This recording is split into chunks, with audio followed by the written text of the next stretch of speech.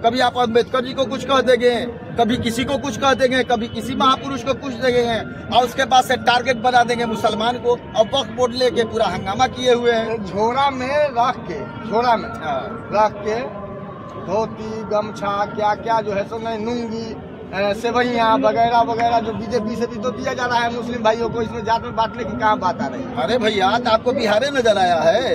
अच्छा आपने तो हरियाणा में बोला था जहाँ जहाँ चुनाव हुआ था कि 500 रुपए का सिलेंडर देंगे, आप 2500 रुपया। अभी दिल्ली का चुनाव हुआ, आपने कहा कि 2500 रुपया महिलाओं को देखिए, जाइए ना प्रदर्शन कर रही है महिलाएं।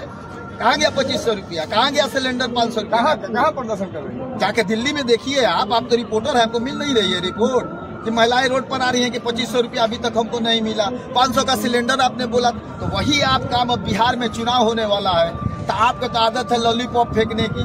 जैसे हमारे प्रधानमंत्री जी आए थे 14 में तो कहा था चंपारण में कि जब तक हम चंपारण की चीनी मिल को लागू नहीं करेंगे, चालू नहीं करेंगे, तब तक हम चाय नहीं पिएंगे। आप फिर अभी आए थे, आपको मालूम होगा। तो भैया कहाँ भूल गए हमारे प्रधानमंत्री जी? आज तक तो चालू नहीं हुई चंपारण की चीनी मिल। कहाँ चाय पिए आप? किस चीनी की चाय पिए आप चंपारण में आकर? अरे कहना और करना दोनों में बहुत अंतर होता है। आप जो कहिए उसको कीजिए ना। 15 लाख आज तक लोग इंतजार कर रहे हैं, पूरे देश के लोग। कहाँ आपका 15 लाख लग गया? चलिए अब स्टैंड को बदलते हैं और आते हैं कि आप लोग 34-35 सालों से 90 के दशक से आप लालू जी के फेवर में वोट सपोर्ट करते आए, ये प्रमाणित है। ठीक है, लालू जी के ललटेन का तेल बन करके जो है सो आप लोग जो है जले। पतिहर कहाँ तक जला है ये मैं नहीं जानता हूँ, तेल पूरा का पूरा जला है ये मुझे पता है। तेल को फायदा कितना हुआ, नुकसान कितना हुआ, और आप आज जो है सो सत्याग्रह आश्रम जो जन सुराज का जो आत्मा है यहाँ प्रवेश कर चुके हैं, प्रशांत के प्रशांत महासागर में डुबकी लगा चुके हैं। ये क्यों? देखिए मैं राजद का भी अध्यक्ष रहा।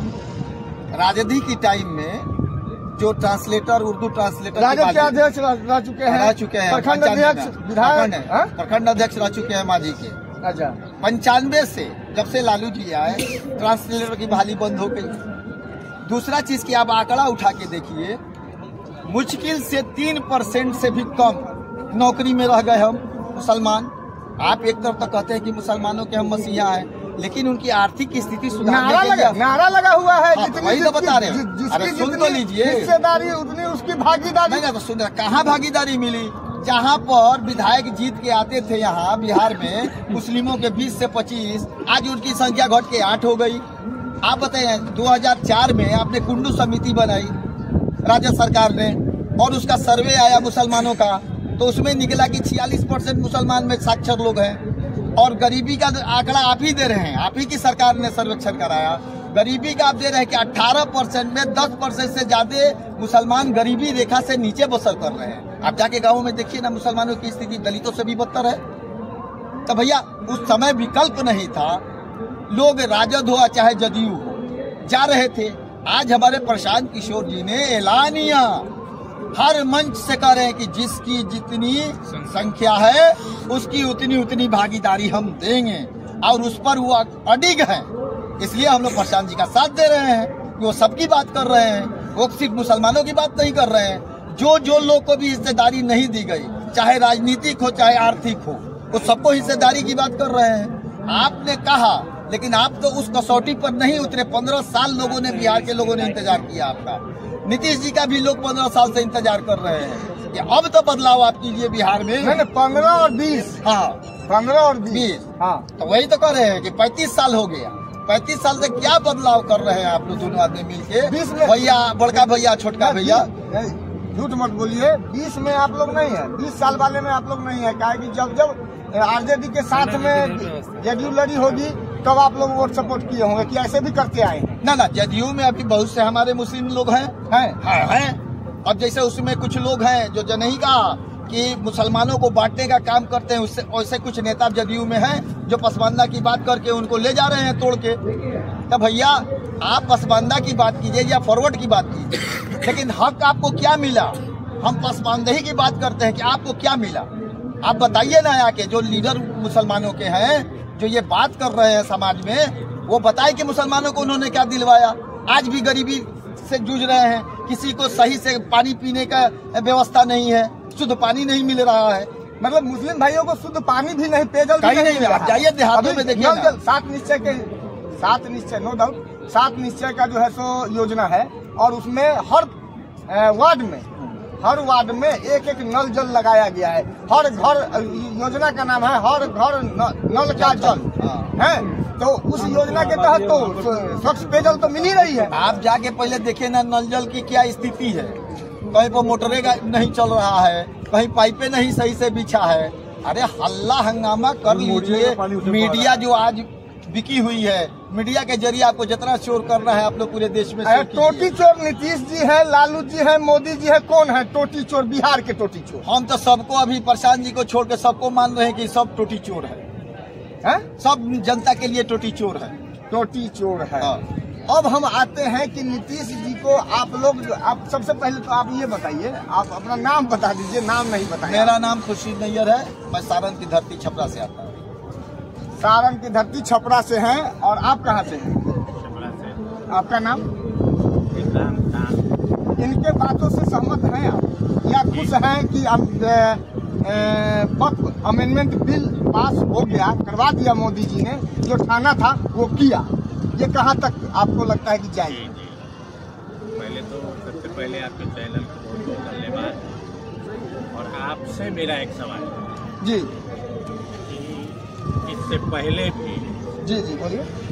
इस देश के हित में हाँ 3 तलाक, हाँ 3 धारा 370, हाँ, ये 2-3 जो उपलब्धियां हैं मोदी सरकार की, जी उनको इसमें खामियां है या खासियत है? उनको मोदी सरकार ने किया। उससे मुसलमानों की बात आप छोड़, वो आप पूरे देश की जनता को उससे क्या लाभ मिला, ये आप हमको बताइए।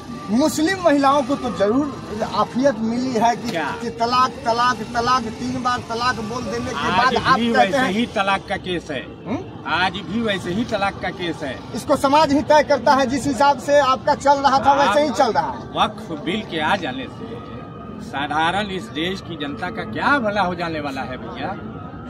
हमको तो यही नहीं समझ। ये तो मुद्दा बनाया जा रहा है, इससे लाभ सिर्फ भाजपा को होने वाला है। सिर्फ हिंदू एंटी मुस्लिम कर दो और जो है सो वोट का सपोर्ट ले लो और सरकार बना लो। सरकार बना लो, काम कर रही है नहीं? यही माने उन लोगों का जो एजेंडा है वही उसी एजेंडा पर वो चल रहा है कि किसी तरह से पूरे भारत में हमारी सरकार बन जाए। ना उनको हिंदू से मतलब है, ना मुसलमान से मतलब है, ना मुस्लिम महिला से मतलब है, ना हिंदू महिला से मतलब है, ना शिक्षा से मतलब है, ना रोजगार से मतलब है, ना स्वास्थ्य से मतलब है।